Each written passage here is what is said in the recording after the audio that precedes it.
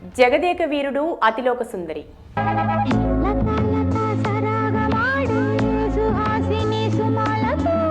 34 సంవత్సరాల క్రితం మెగాస్టార్ చిరంజీవి, అతిలోక సుందరి శ్రీదేవి హీరోయిన్లుగా రాఘవేంద్రరావు దర్శకత్వంలో వచ్చిన బ్లాక్ బస్టర్ చిత్రం జగదేక వీరుడు అతిలోక సుందరి.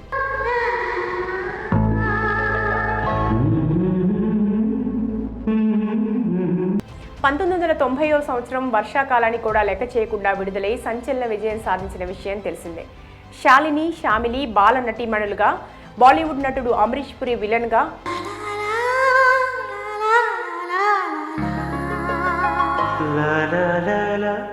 మ్యూజిక్ లెజెండ్ ఇళయరాజా సంగీత దర్శకత్వం వహించగా ఈ సినిమాలోని పాటలు మంచి మ్యూజికల్ హిట్స్గా ఇప్పటికే ట్రెండింగ్లో ఉన్నాయి. మరి సోషియో ఫ్యాంటసీగా వచ్చిన ఈ చిత్రం అప్పట్లో ప్రేక్షకులకి కొత్త రకమైన స్క్రీన్ ప్లేతో విజువల్ వండర్గా గొప్ప అనుభూతిని ఇచ్చింది.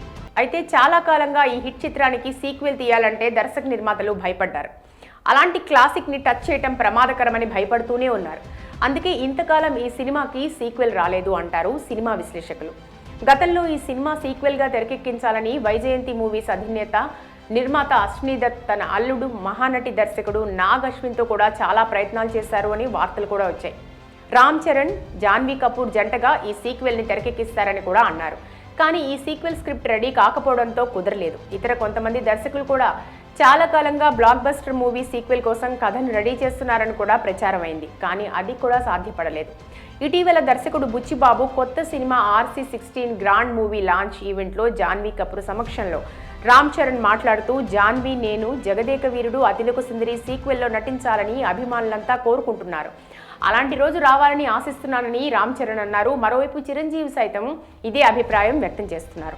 తాజాగా ఓ సమావేశంలో చిరు మాట్లాడుతూ, తన తనయుడు రామ్ చరణ్, శ్రీదేవి తనయ జాన్వీ కపూర్ జంటగా తన సినిమా జగదేక వీరుడు అతిలోక సుందరి సీక్వెల్లో నటిస్తే చూడాలనుందని అన్నారు.